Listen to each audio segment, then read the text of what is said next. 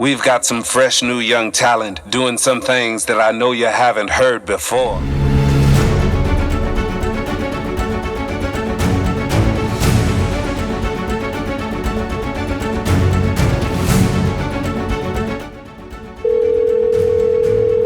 Hello?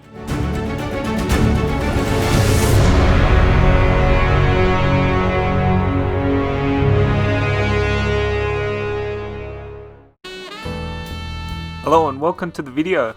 I just built this modern house that I was inspired to build from one of Razia's old builds. I think his name's Razia. I don't know how to say his name, but I think it's awesome to get an idea of someone and then turn it into your own style. It's a really old build and I don't think he likes it anymore, but I think it's awesome. And so I want to use it to make just something real big and minimalistic and just totally different to what his was, but still inspired by it. It's cool to see how old building techniques actually evolve, like putting the gem spike in the wall now, the connects actually looks more like lights and it looks a lot better.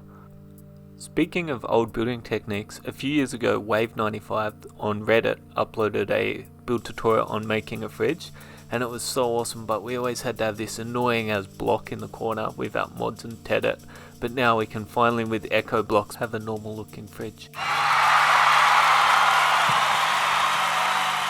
Now with echo blocks also doing just background doors and lining the edges with walls, we can make better looking frames.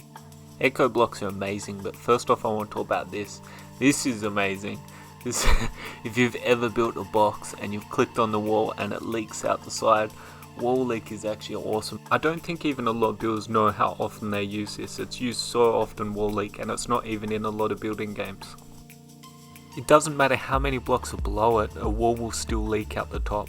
If you've ever tried to make rocks with just blocks, it's so hard to shape them. Adding walls actually helps shape them in crazy ways. And not only is it used in rocks with terraforming, people use it in their trees. People use this all the time. A lot of times people will line their walls with wall leak, or even more common than that, people use it on their windows. You see it all the time, or even on balconies or bridges or things like that. I've even used it to make gutters. Like wall leak is amazing. It gives you like a half block on the side of your wall, so you can even go every second wall. You don't have to go every single wall. I've even made background windows with it. I'm not saying you have to always use wall leak, by the way, but you can use it in all sorts of ways and it's cool to know.